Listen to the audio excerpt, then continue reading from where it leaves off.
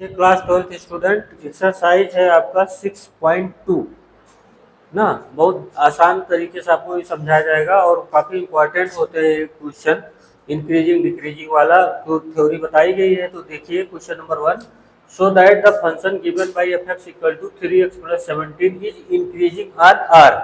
Are क्या है? Real number. तो अपने को ये क्वेश्चन नंबर 1 का देखिए एफ एक्स इक्वल टू क्या है?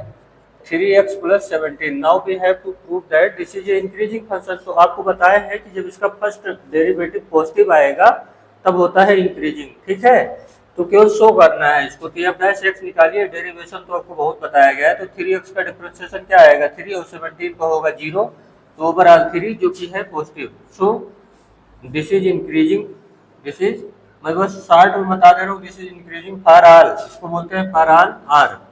आर मतलब सभी रियल नंबर के लिए। डन हो गया, कुछ रखा नहीं है। क्वेश्चन नंबर 2 देखिए क्या है कि show that the function f x equal to e to the power 2x is increasing on R. तो मतलब एफ एक्स क्या है? ई टू द पावर 2x है। तो इसका फर्स्ट ऑर्डर डेरिवेटिव जो करोगे तो एफ डैश एक्स क्या आएगा? मैंने बताया है आपको ई की पावर x का वही होता है जो है, यही आएगा। लेकिन x को हटा के कौन आया है? 2x। तो अलग से x को रिप्लेस कर दिया ना। तो चेन रूल के हिसाब से अलग से x के बदले कौन आया है? 2x। उसको तो भाई तो लॉकअप में बंद करो और उसकी कुटाई करनी पड़ेगी यहाँ पे। तो यहाँ से देखो क्यों e की पावर 2x, बहुत इसको चेन रूल बताया गया, पीछे वीडियो देखो तो यहाँ 2 आएगा। तो अब देखिए क्या है कि अब डैश एक्स क्या आया? e की पावर 2x। अब आप जानते हो कि e की पावर x जो एक्सपोनेंशियल होता है ऐसे होता है, इसका कर्व ऐसे, e to the power x का कर्व। तो देख रहे हैं माइनस इन्फिनिटी से लेकर के इधर x की कोई भी वैल्यू आप रखते चले जाओ, ये y की पॉजिटिव डायरेक्शन में ही आएगा। आप 12th वाले हो, कोऑर्डिनेट ज्योमेट्री जबरदस्त आती है आप लोगों को। यहाँ निगेटिव साइड x का रखोगे तभी y की अपर डायरेक्शन में जा रहा है ना, ध्यान समझिएगा। निगेटिव x से रखोगे तभी y की अपर डायरेक्शन क्या होती है? पॉजिटिव। और y की ये वाली डायरेक्शन निगेटिव। कोई भी वैल्यू रख लो तो कर्व तो ऊपर है, पॉजिटिव साइड में भी जाएंगे तब भी इसको तो बहुत हाई भागता है। तो ओवरऑल इस कर्व से आपको पता है कि e की पावर 2x इज ऑलवेज क्या होता है? पॉजिटिव होता है। e की पावर 2x क्या होता है? e की पावर x बोलो, 2x बोलो, 3x बोलो, x/2 बोलो, e की पावर सब पॉजिटिव होता है। तो कर्व से आपको ये पता है, तो मतलब f डैश x क्या होगा? पॉजिटिव होगा। So for all x this is increasing. ठीक है, अब फॉर ऑल x मतलब सभी रियल नंबर आ जाएंगे। तो ये क्वेश्चन नंबर 2 डन हो गया। अब आप क्वेश्चन नंबर 3 देखिए।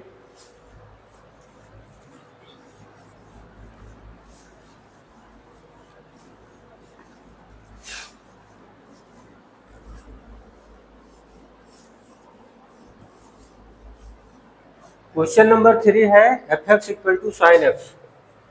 क्वेश्चन नंबर 3 है आपका एफ एक्स इक्वल टू क्या है? Sine x. तो इसमें इंटरवल बताना है, एफ डैश एक्स क्या आएगा? साइन एक्स का डिफरेंशिएशन क्या होता है? Cos x. तो कह रहा है कि इसको शो करना है कि इंक्रीजिंग है 0 से π/2। तो बिल्कुल सही बात है, देखिए आराम से समझिए। ए एस टी सी ये 4 क्वाड्रेंट होते हैं। तो 0 से π/2 ना, जब आपका x बिलोंग करेगा 0 से π/2 तो क्या होगा? तो एफ डैश एक्स क्या होगा?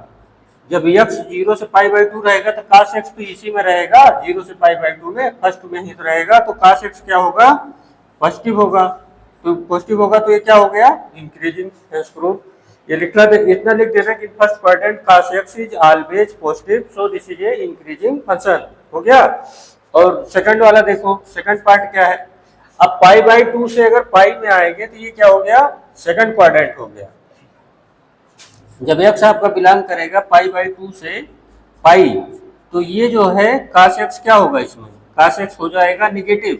तो एफ डैश एक्स भी निगेटिव हो जाएगा। इसका मतलब आर एफ डैश एक्स क्या हो गया? Negative. So function is decreasing. ये सिंबल है डिक्रीजिंग का। खत्म हो गया आपका question.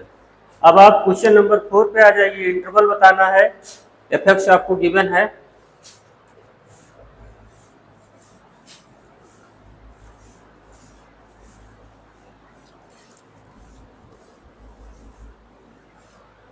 F x equal to देखिए क्वेश्चन नंबर 4 देखिए, एफ एक्स इक्वल टू क्या गिवन है? F x equal to given है 2x² - 3x। कॉन्सेप्ट बहुत अच्छे से समझने की कोशिश कीजिएगा।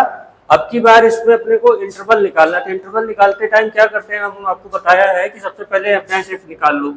एफ डैश एक्स निकालोगे तो इसका क्या आएगा, 4x-3। अब क्रिटिकल पॉइंट के लिए for critical point, for CP, for critical point F dash x क्या कर देंगे, 0।